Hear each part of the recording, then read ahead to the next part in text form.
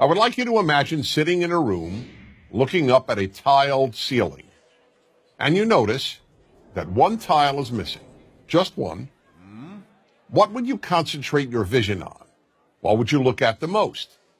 The answer, of course, is the missing tile.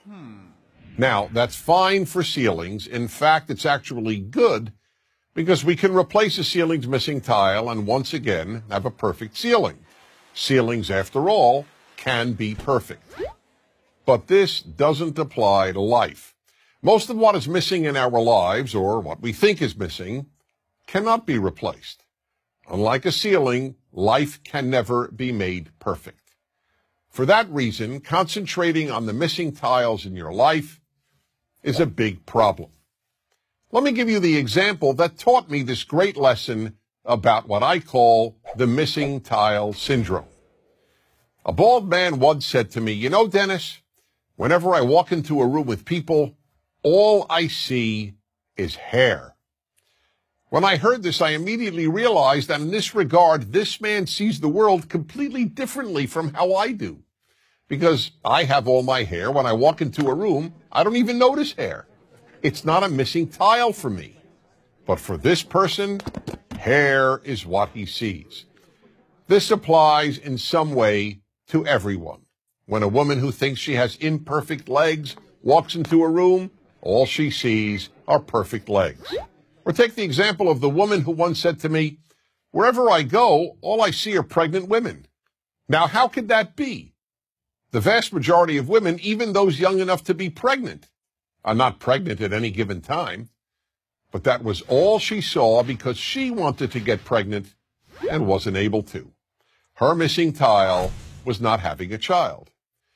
That's the way human nature is. We focus on what's missing in our lives. The missing tile syndrome is a very big obstacle to happiness, so big, in fact, that it makes happiness almost impossible. There will always be something missing in your life. When you see other people's kids, you'll think you see tiles that are missing in your own children. Gee, why can't my kid study as hard, or be as polite, or be as bright, or be as good-looking, or be as athletic? The same holds true regarding our spouses, our work, our looks. The list is endless. I'll give one more example. When I was single and looking to find the right woman, I wanted to first identify the most important trait to look for in my future wife. So after almost every date, I would call my best friend Joseph and announce, "Joseph, tonight I identified the most important trait in a woman." And he would always say, "Okay, Dennis, what is it?" And then patiently listen.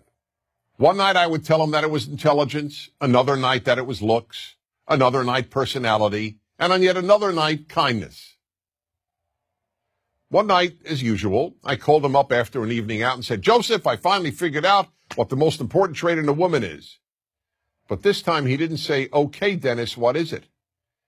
Instead he said, "Don't tell me, I'll tell you."